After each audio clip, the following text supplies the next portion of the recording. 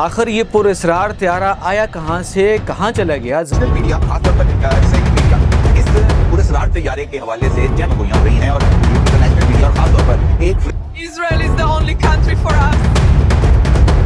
Sir, can you tell us? जमीन खा गई, आसमान निगल गया। क्या ये जिन्नात की मखलूक थी? आया और पता नहीं चला किधर गया।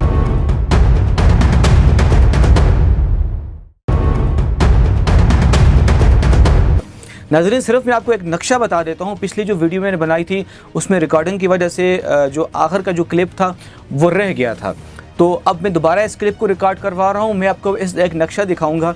नक्शा आप देखें, फिर आप अंदाज़ा लगा लें। मैं ये नहीं कहता कि तुर्की के जहाज़ ने हमला किया होगा, ईरान के जहाज़ ने हमला किया होगा या पाकिस्तान से जहाज़ गया था। मैं किसी मुल्क का नाम नहीं ले रहा, लेकिन ये नक्शा आप देखें ज़रा, आपको अंदाज़ा हो जाएगा।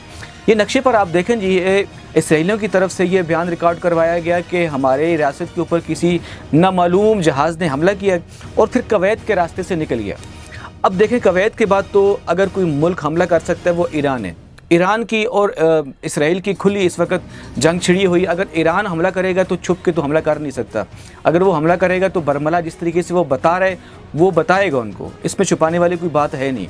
हाँ, अब ईरान के अलावा अगर पाकिस्तान देखा जाए, चूँकि पाकिस्तान ने खुली जंग का ऐलान नहीं किया तो पाकिस्तान मुमकिन तौर पर हो सकता है। लेकिन मैं ये नहीं कह रहा कि ये नामालूम त्यारा, ये जो नामालूम मखलूक जो आई है, फ़ज़ा से आई है, ज़मीन से आई है, कहाँ चलेगी, पाकिस्तान का नहीं कह रहा। सिर्फ मैं आपको समझा रहा हूँ, या कुवैत के रास्ते से ईरान है, ईरान के बाद फिर पाकिस्तान है।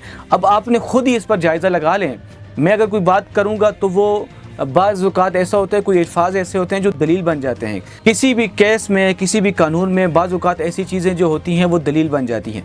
तो मैं, चूँकि मेरे पास ये सबूत नहीं है कि ये पाकिस्तान आया, सिर्फ मैं ये कह सकता हूँ कुवैत के रास्ते से ईरान, ईरान के बाद फिर पाकिस्तान, इनमें से कोई ना कोई मुल्क तो होगा। तुर्की नहीं हो सकता, चूँकि तुर्की एक उसकी सिमत अलग आ जाती है। जिस तरीके से इसराइल ने कहा कि कुवैत के रास्ते से वापसी आया है, तो फिर आगे आप ये दो ममालिक देख सकते हैं। इसके अलावा पीछे चीन भी हो सकता है। जिस तरीके से चीन ने इमदादी कार्रवाइयाँ भेजी थी गज़ा पट्टी के ऊपर, आपको याद है, तो कोई भी मुल्क इनमें से हो सकता है।